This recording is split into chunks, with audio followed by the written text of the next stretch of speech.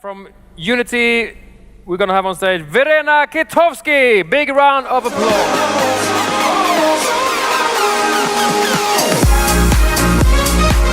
Come on!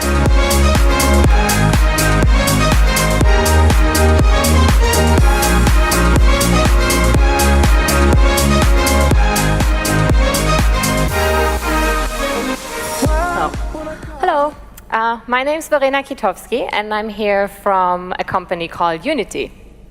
That's our logo up there. So what do we do at Uniti? We design, develop, manufacture, and bring the next generation electric car to market. And now you might wonder what that has to do at the Nordic eCommerce Summit. Let me start with Nordic, because that's a bit more straightforward. So we're a Swedish company, basically a spin-off from Lund University. Louis Horn, who's our founder and CEO, he's also the founder of the Social Innovation Center at the university. So during the first and early research phase at the university, we were under the umbrella of the university and became an independent company in January last year. So yeah, we're still located in Lund, and maybe you've seen the metro this morning, so you know we're on there, because that was today, because the news broke loose that we're actually signed our manufacturing space in Landskrona, so we'll also stay in the area. So yeah, therefore Nordic, you know, I think that's pretty straightforward. And then the commerce bit. I think to explain the commerce bit, you need to have a bit more background, because it's really important to understand how, as a company, we really want to rethink everything. And all of that really started with the car. Here you can see it. That's Uniti. So it's a lightweight electric car for urban environments.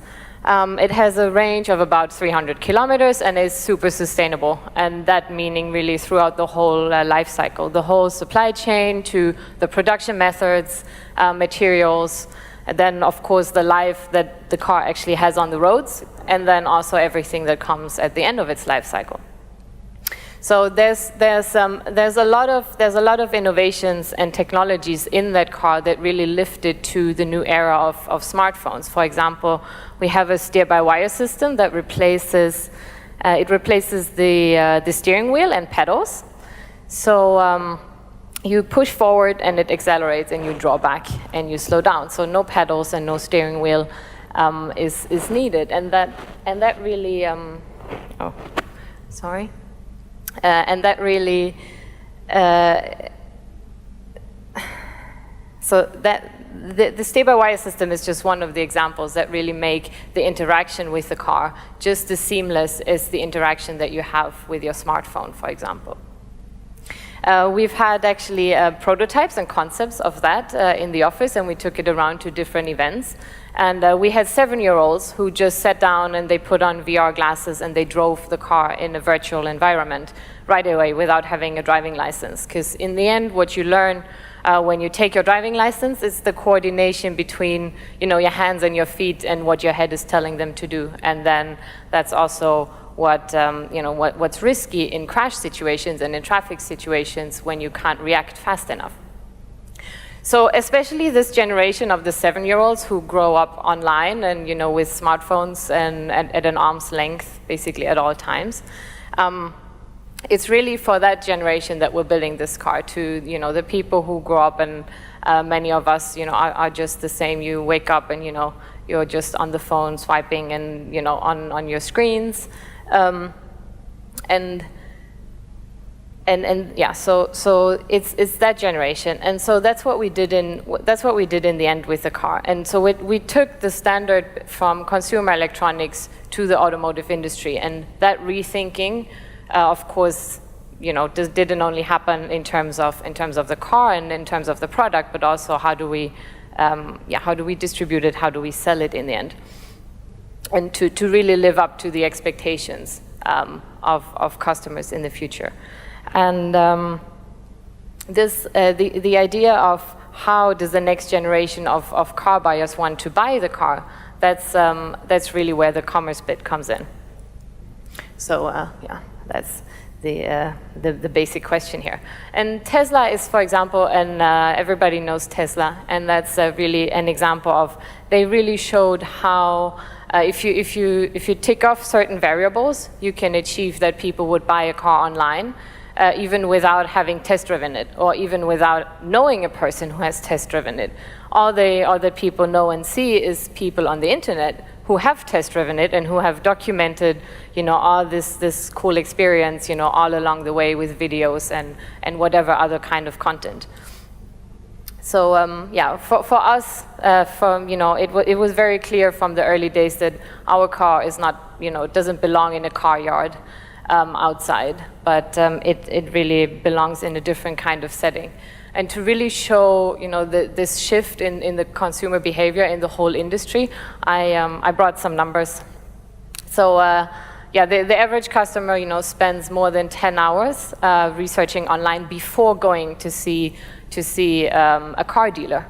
84% of electric car owners, they had already made the decision to buy the car before they went to the car dealer. And about a third of customers, they already now consider to buy a car online. And there was actually an American study between the so-called Generation X that said that 25% of those people, they would rather get a root canal than negotiate with a car dealer. So they really don't have a good, very positive standing point. Why would we want to put our customers in like a situation that's a bit awkward or uncomfortable and just not very transparent in terms of the pricing, negotiations, and all of that. So when, let me just check that I didn't miss anything. Yeah. So when we thought about our customer journey and what we want to do and how we want to sell the car, most of it really started with, we have to build trust in the brand. And we have to make people trust in the brand, and we were in the beginning really a bunch of kids in a university basement, without a lot of funding. So then how would we do that? Quite simply, just be honest about it. Like just show it from the beginning, just be open. I brought some pictures here. The one on the top left, that was at our headquarters right now in Lund. That was an open house that we did just a few weeks ago, and we've done these throughout the whole time. Like we've shown the whole development process for people that were interested with. They could always come in and look at the different prototypes, look at the different concepts, talk to us, ask questions, really meet the team that's behind it. Then we have a YouTube channel there on the top right. That's my awesome colleagues Alvin and Isaac, and they're hosting our YouTube series. So there's episodes from the early beginnings, from our first crowdfunding campaign, and they will just continue showing what's going on behind the scenes, all the way to mass production. In terms of crowdfunding, that's actually how we financed the whole company from the early days, and that's another point of being very open and including a lot of people in the process and creating fans and trust in that aspect. So we're in the second equity crowdfunding campaign at the moment, which means that people actually buy shares in the company, private people like everybody. And then the lower two photos, they're just there to document really the development process of the car. In the lower left, that's Marcelo. He's one of our car designers, and the car design, for example, has gone through a whole process from about 2015. That was when we first started showing the design, to now. There have been a lot more stakeholders involved in it. The design really got a whole makeover, and now is really ready, as close to production design as possible. And then in the lower right corner, that's one of our milestones, one of the development milestones. In the end, it's a development platform for the autonomous system. So we've always shown on our social media channels, for example, we've always shown these milestones and the progress throughout. Then of course, the second bit is really, building trust in the product. And for us, as we're manufacturing a car, that's one of the big challenges ahead, and that's what we'll be very busy with next year. Is more prototypes, more all the crash testing, certification, and of course creating all the content online that people can look at, and really understand what's new about the product.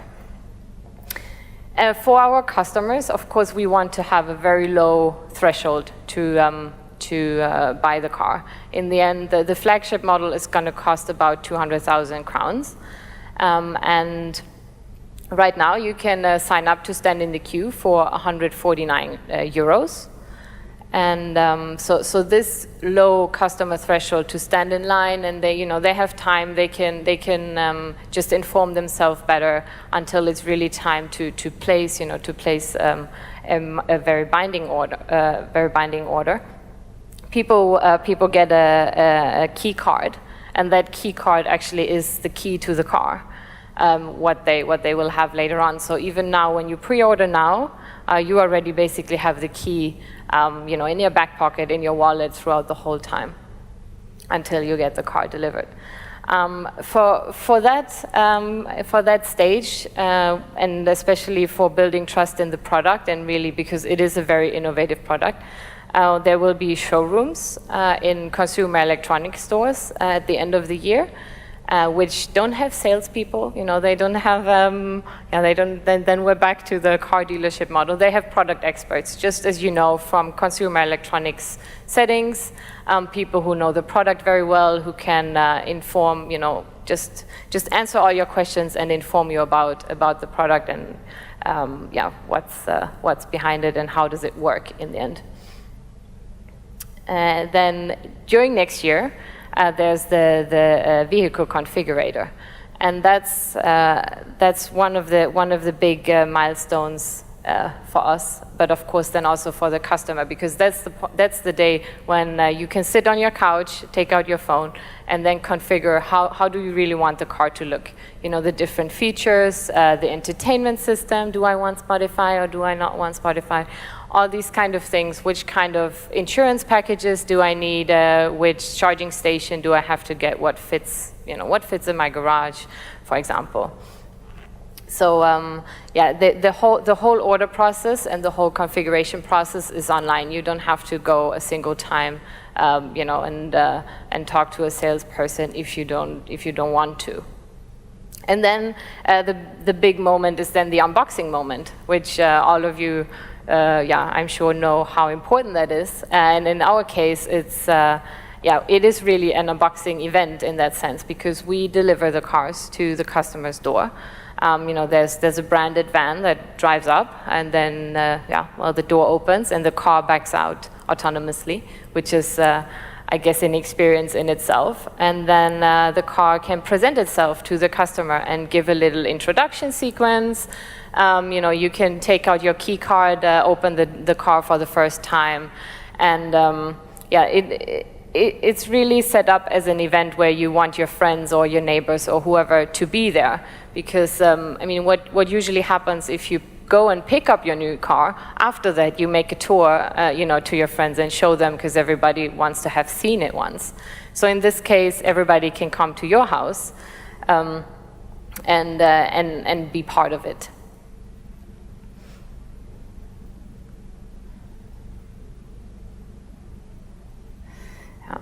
So this is the customer journey. We are launching the car at the end of this year. It's on the 7th of December in Landskrona in the future production facilities.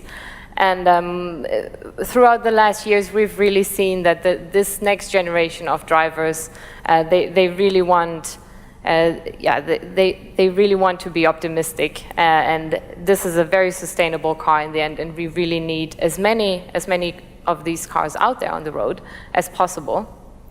And we really see that content online is the first step to do that. So I would invite you to go to our website and check out the unveiling event that's coming up, and check out our YouTube videos and follow how the story will unfold all the way to next year. So thank you.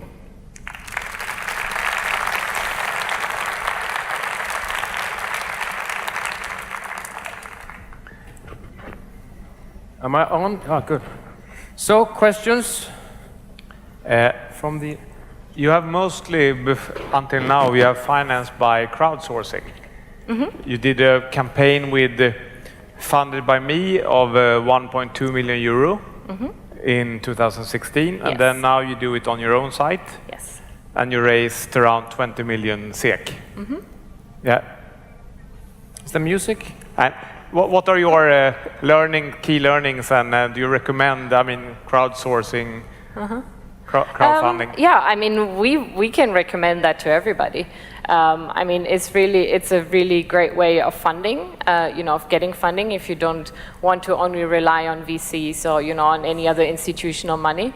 I would also say, every crowd investor that you have, I mean, you also have, you get their knowledge, you get their inputs, you get their networks, and you really have a fan. I mean, you really have someone on your side who's going to also go out and talk to other people about your project and about your company. Yeah. You have, on your site, you say you have 741 investors now in the new crowdfunding campaign, and you have 915 pre-orders. Do you know the correlation between that?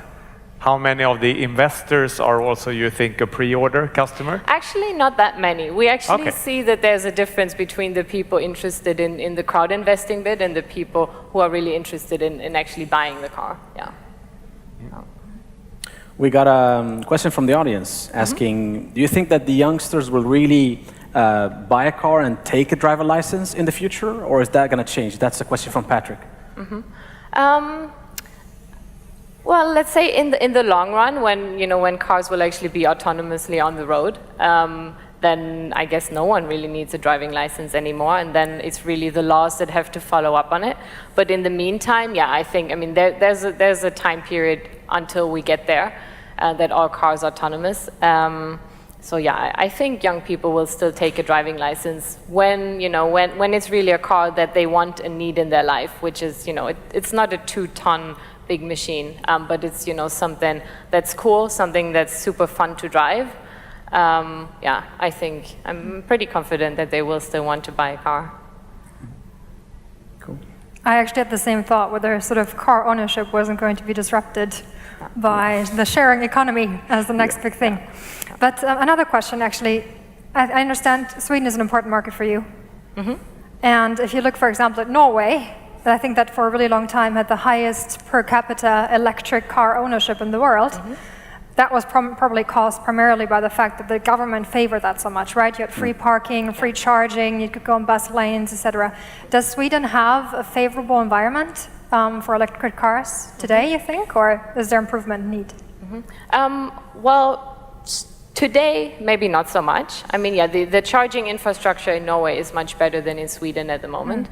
But it is growing. There's a lot of investment going in that. And until we get there and until until there's really charging stations, everywhere, especially for people who live in apartments, we actually have a special battery solution in the car, which is an auxiliary battery that you take out, and it's about the size of a purse, and it has just a normal plug.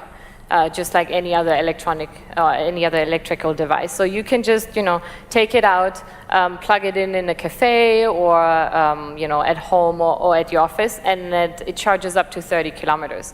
And that's really what the big majority of people, they don't drive more than 30 kilometers per trip. So even until the charging infrastructure has kind of caught up, until then, at least Unity has a solution for that. Yeah. You're having in 42 days, you're having the launch of the U17 in Landskrona. Yeah. And after that, you will be, I think there are only, including yourself, there are only 2 Swedish car manufacturers then, because Volvo is Chinese and Saab is no more. And you have Koenigsegg. Yeah. Maybe the opposite of what you are doing. Yeah, I would say so. Yeah, it's quite the opposite. Are you thrilled about the launch in 42 days? Let's say there's a lot of busy people at our headquarters at the moment. Yeah.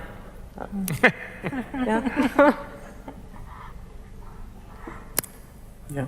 I have no further questions from my side. I would like to hear more a little bit about, so this is basically an e-commerce conference. I would like to hear more about your thoughts, whether you would like to do this fully on your own, you would like to sell these cars online, or if you are looking into partnering up with some of the bigger retailers, online retailers. What are your thoughts on this? I mean, yeah, we have a partnership with a big consumer electronics retailer, which, you know, I can't really say the name right now. But even though we use their stores, you know, for showrooming, for physical, you know, for a physical touch point in the end, all of the ordering and all of the other interaction with the customer will be online and will be on our own, you know, digital environment in the end. So did I understand it correctly? You'll have a kind of a showrooming concept inside physical retail stores that belong to someone else? Yeah. Okay, that's interesting. Yeah. And you'll hear more about that, you know, even before the launch, actually. Okay, interesting. Yeah. Lena, anything else? Yeah, no, just a curiosity question, really. I think there's a lot of talk in the automotive industry about integrating with voice control devices, Google Home and the such, and lots of other interfaces. Are you looking at that anything at all, or is it not a focus at this point in time when you're gearing up for the launch? No, it is actually. There's some of the technical features. I didn't want to sell the car too much. There are more technical features in that direction. You know, head tracking, hand tracking. We have, for example, a heads-up display, which in normal cars are on the market at the moment. It's usually just a little area above the dashboard, and in our car, it's the full screen. And for that, for example, you know, the car is tracking your head and, you know, it's tracking your hands. There's hand interaction and voice interaction with the car, because that's one of the things. I mean, we give voice commands to our phone. You know, why not just tell the car, you know, to turn up the volume or to, you know, to set the indicator or things like that. Yeah. So all of those features, or a lot of those features, will be in the car. But mostly focused on the interaction with the actual car. Yes. And the driving, I see. Yeah. Well, That's it. Thank you very much. Thank you. That's very good. Thanks so much. Thank you. Applause. I have to Unity. take Yeah, my you're gonna paper. do things. Thank you, Verena.